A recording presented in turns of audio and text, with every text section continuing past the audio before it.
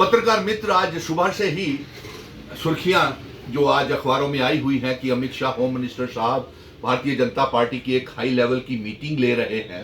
उसमें 28 भारतीय जनता पार्टी के एमएलएस को भी बुलाया है और किस तरीके से मिशन स्टेटहुड इस गतिविधि को देखता है। तो मैं आपको ये बता दूं कि ये 28 मेंबर जो हैं असेंबली के, ये कभी भी रियासत के दर्जे की मांग नहीं करेंगे, क्योंकि इन्हें मालूम है कि अगर रियासत का दर्जा वापस आ गया तो यहां पे फिर से चुनाव करवाने पड़ेंगे। अब पत्रकार मित्र पूछ रहे थे मुझसे कि क्यों, क्योंकि ये जो मौजूदा 90 एमएलएस बने हैं, ये यूनियन टेरिटरी के संविधान, कॉन्स्टिट्यूशन और उसकी यूनियन टेरिटरी की कसम खा करके बने हैं, नंबर 1। और अगर रियासत आती है तो रियासत के लिए फिर से चुनाव करवाने चाहेंगे, होंगे, जो संविधान कहता है।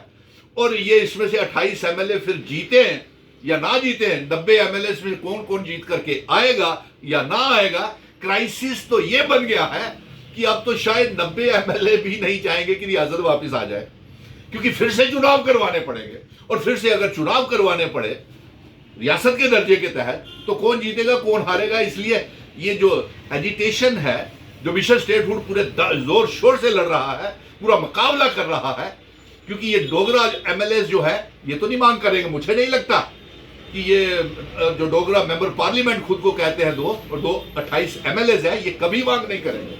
और सूत्रों के हवाले से नहीं, ये अब राज्यसभा के भी चुनाव आ रहे हैं, इसीलिए मैंने अलायंस की सरकार को ये मांग किया हुआ है कि जम्मू का एक डोगरा बेटा राज्यसभा में भेजा जाए, जो जम्मू कश्मीर की बात करे, जो ये डोगरों की बात करे जम्मू कश्मीर। और वो होना चाहिए राज्यसभा का मेंबर जिसे कश्मीर के लोग, चिनाब वैली, पीर पंजाल के लोग भी पसंद करें, और जो 5 अगस्त 2019 के बाद रियासत के दर्जे की जंग लड़ रहा हो। और इसलिए मुझे नहीं लगता कि ये 28 एमएलए जिनको अमित शाह जी जो मीटिंग ले रहे हैं, ये कभी रियासत के दर्जे की बात नहीं करेंगे। और मैं ये कहूंगा, ये कभी राज्यसभा के चुनावों की बात भी नहीं करेंगे। और तीसरा, ये कभी कारपोरेशन के चुनावों की बात भी नहीं करेंगे, अर्बन लोकल बॉडीज के चुनावों की बात भी नहीं करेंगे, क्योंकि ये पार्लियामेंट के चुनाव हार गए हैं, असेंबली के चुनावों में इनको जम्मू कश्मीर के लोगों ने नकारा है। तो इसलिए, और ये इस बात का भी डर है कि 28 एमएलए अगर रियासत आई तो फिर से चुनाव होंगे, क्योंकि ये कॉन्स्टिट्यूशन का ऑर्डर है, और ये फिर से क्राइसिस बन जाएगा। और फिर ये 28 एमएलए बनेंगे या नहीं बनेंगे, या 90 एमएलए में बनेंगे या नहीं बनेंगे। तो इसलिए रियासत का दर्जा ये कभी मांग नहीं करेगा। अब ऊपर से पत्रकार मित्रों ने एक नया ये छोड़ दिया है बात, ना जाने कहां से, कि भारतीय जनता पार्टी दबाव बना रही है कि नेशनल कॉन्फ्रेंस के साथ गठबंधन करने के लिए।